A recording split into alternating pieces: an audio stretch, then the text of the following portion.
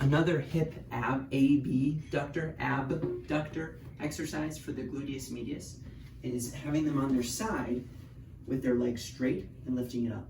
Now what you will see the mistakes, people do this, just like with the clamshell. As soon as I rotate my body, now I'm using my hip flexor. That's not what I want. If I wanted to strengthen the hip flexor, I'd have them do this, but I don't. So I have them on their side, really focusing on their leg in line with their torso. They're gonna have it in front of them. And now, yeah, they're working this, but they're also working a little bit of that hip flexor if it's in front of them, potentially. So I'm usually picky about having it in line with the whole body. They're gonna think that their leg is behind them when it's actually in line with their body. But if they do it this way, holy cow, will they feel it? I feel it really well. Ideally, you want the gluteus medius to be working the most, but sometimes they might feel it here.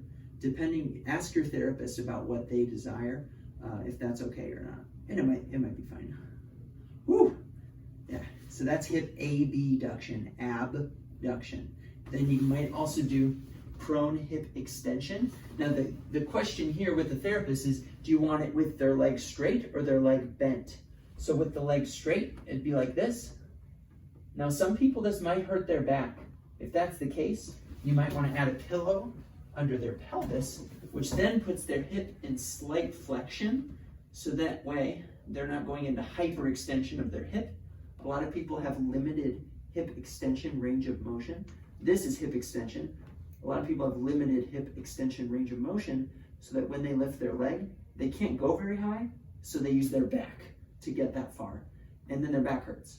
So, but if you put them in slight flexion, I would recommend a bigger pillow than this for some people.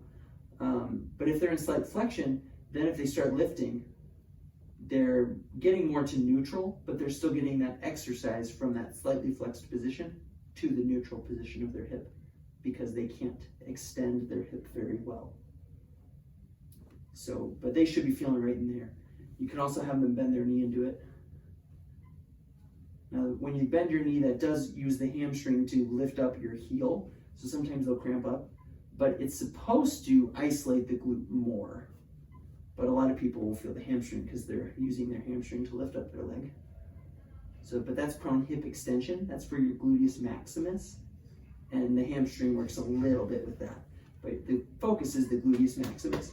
These are good for back pain, for hip pain, for knee pain, and again, because it stabilizes, which I explained in the clamshell video.